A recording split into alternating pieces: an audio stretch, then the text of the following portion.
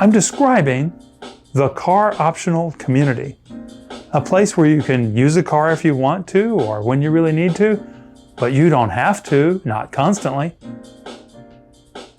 So what if each community set an audacious goal?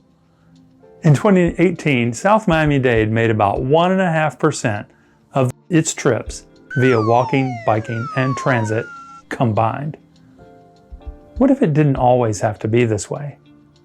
What if we shoot for 25% within a couple of decades? Why not?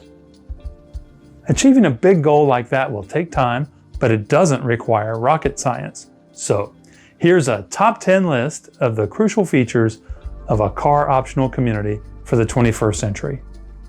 Number 10. It's developed around a transit-connected mobility hub, linking region and neighborhood. The metropolitan region is still our fundamental economic unit, so we need to be able to access it and get around it and across it to get to jobs and many other destinations. That means we need ready access to public transit when we need it to get there. We'll have to invest in the whole menu of transit options, for real this time, and spend the money making the transit rider's experience absolutely great. Remember, each transit rider has just made the choice to leave their car keys at home. So even if you insist on driving yourself, be grateful they aren't in yet another car blocking your way on the street.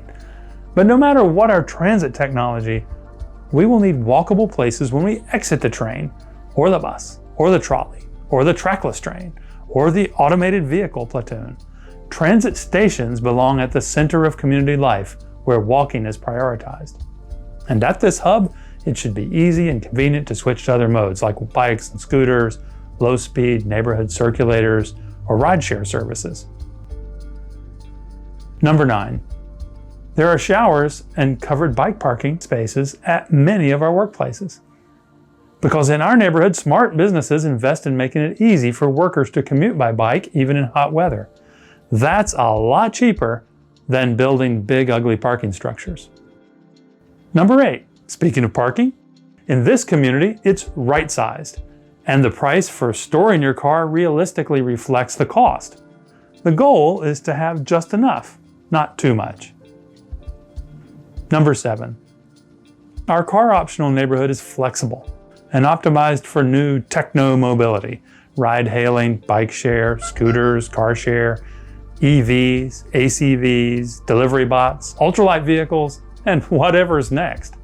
We'll need to take full advantage of the exploding menu of these high-tech and compact ways of moving around. Already, the menu of choices has begun expanding, but it's bound to expand more. And as it does, more and more of us will subscribe to some forms of mobility as a service, and we can depend on individual cars less and less. People are rethinking what a car is, what a train is, and so forth. Driverless cars, well, they might be the tip of the iceberg. The important thing is that we get these new gadgets to serve us instead of the other way around. We have to be firm about what kind of communities we're trying to build and harness the high technology to help us get those communities instead of surrendering to the car's needs all over again. But on our top 10 list, we're just at number 7 with this ever-changing high-tech stuff, and all of the remaining features on this list are decidedly low-tech, classic, and time-tested. Number 6. Our neighborhood is connected to its surroundings via high-quality bike infrastructure. Here's where the greenways and trails come in. They give the folks in our neighborhood ways to move to and from surrounding neighborhoods and to get outside for fun and fitness without motoring. Number 5 is vitally important. We plant street trees, and then we plant some more. Street trees make walking more pleasant and practical. So they are essential equipment, as crucial to making transit work as the transit vehicles themselves.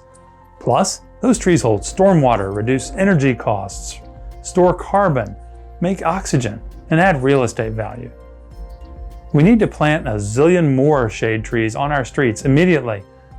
Those walkable sidewalks are as important as any platforms or turnstiles or escalators or other kinds of equipment we install to get transit up and running.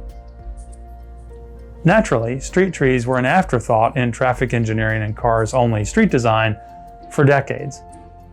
But take a look at the last block of a popular walking route to the South Miami Metro Rail station. It looked like this in 1992, and now it looks like this. Think how many more places there are where that sort of change would be worth making. Number 4.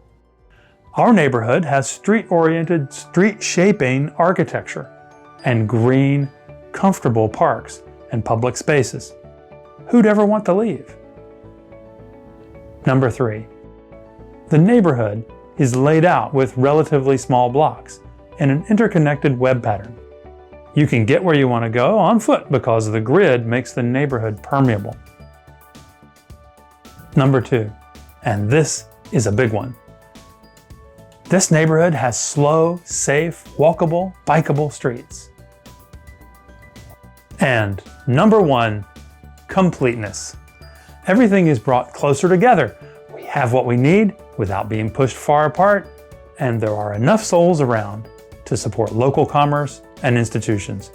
Our smart city, car-optional neighborhood achieves livable density and practical mixed use in an in-town location.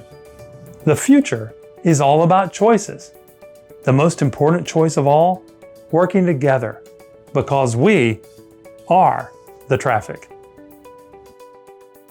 The car-optional community. It's town planning stuff everyone needs to know.